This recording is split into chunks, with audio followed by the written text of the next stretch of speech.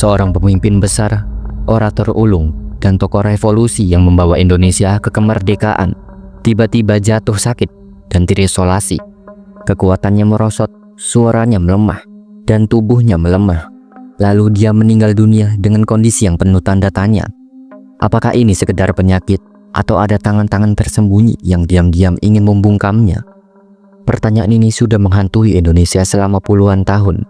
Apakah Soekarno benar-benar diracun sebelum lengser? Ataukah ini hanya bagian dari skenario politik yang lebih besar, di mana kekuasaan berpindah melalui cara yang tak terlihat, namun sangat nyata?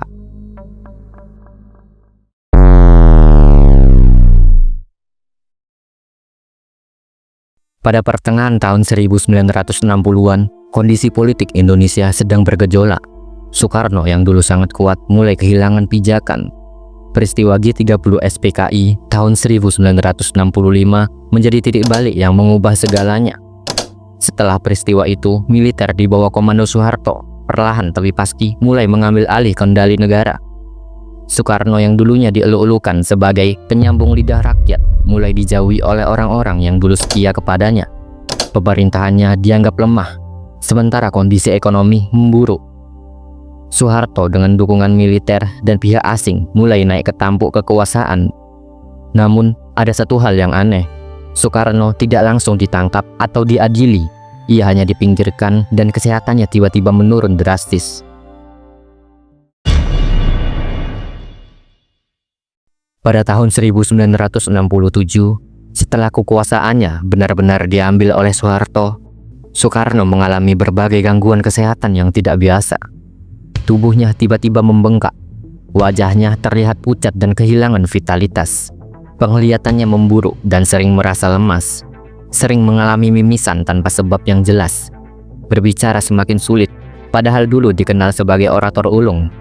Ini bukan gejala biasa. Banyak orang mulai curiga bahwa Soekarno sedang mengalami sesuatu yang lebih dari sekedar penuaan atau penyakit alami. Apakah ia sedang diracun perlahan-lahan?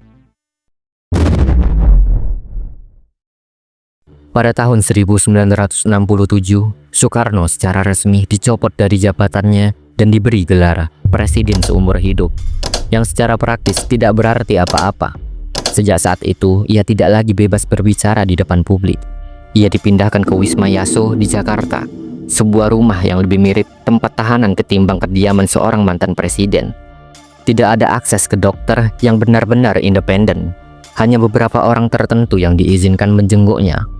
Dan setiap interaksi dipantau ketat. Bahkan surat-surat yang ia tulis untuk keluarga dan pendukungnya sering dicegat atau disensor.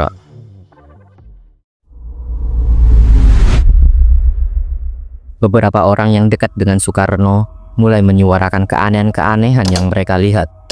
Cindy Adams, penulis biografi resmi Soekarno, mencatat bahwa kondisi kesehatannya memburuk secara mencurigakan. Dr. Mahar Marjono, dokter yang menangani Soekarno, pernah menyatakan bahwa sang proklamator tidak mendapatkan perawatan medis yang semestinya.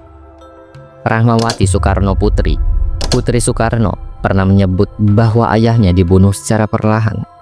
Dokter yang pernah memeriksa Soekarno bahkan mengungkap bahwa penyakitnya tidak memiliki diagnosa yang jelas. Tidak ada indikasi penyakit kritis yang spesifik, tetapi tubuhnya terus melemah tanpa alasan yang pasti. Ada dua teori utama mengenai kematian Soekarno. Teori racun. Beberapa pihak meyakini bahwa Soekarno diracun secara perlahan-lahan dengan zat kimia tertentu yang menyebabkan kerusakan organ secara bertahap. Ini adalah metode yang dikenal dalam dunia intelijen untuk membunuh seseorang tanpa meninggalkan jejak. 2. Teori pembiaran medis. Soekarno tidak diracun secara langsung, tetapi dibiarkan sakit tanpa diberikan perawatan medis yang layak. Ini bisa dianggap sebagai bentuk pembunuhan terselubung, di mana seseorang dibiarkan mati secara perlahan dengan tidak diberi akses ke pengobatan yang seharusnya bisa menyelamatkan nyawanya. Pada 21 Juni tahun 1970, Soekarno menghembuskan napas terakhir di RSPAD Gatot Subroto. Penyebab resmi kematiannya disebut sebagai gagal ginjal dan komplikasi berbagai penyakit. Namun banyak orang tidak percaya begitu saja. Bahkan hingga hari ini, banyak yang percaya bahwa Soekarno bukan meninggal secara alami. tetapi dibunuh secara perlahan dengan cara yang halus dan tidak terdeteksi. Dalam setiap kasus pembunuhan politik, kita harus selalu bertanya siapa yang paling diuntungkan. Soeharto.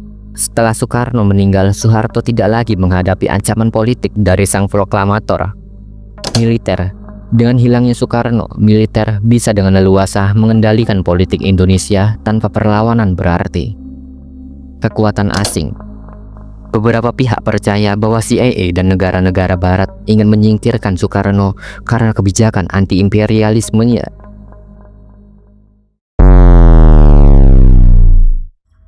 Hingga hari ini, tidak ada bukti kuat yang secara langsung membuktikan bahwa Soekarno diracun. Namun, banyak kejanggalan yang tidak bisa diabaikan. Fakta bahwa ia diisolasi, kesehatannya menurun secara misterius, dan ia meninggal tanpa perawatan medis yang layak, membuat teori ini tetap hidup. Jika memang tidak ada racun, maka pembiaran medis terhadap Soekarno tetap bisa dianggap sebagai bentuk pembunuhan politik. Lalu, apakah kita akan pernah mengetahui kebenaran sebenarnya? Mungkin tidak.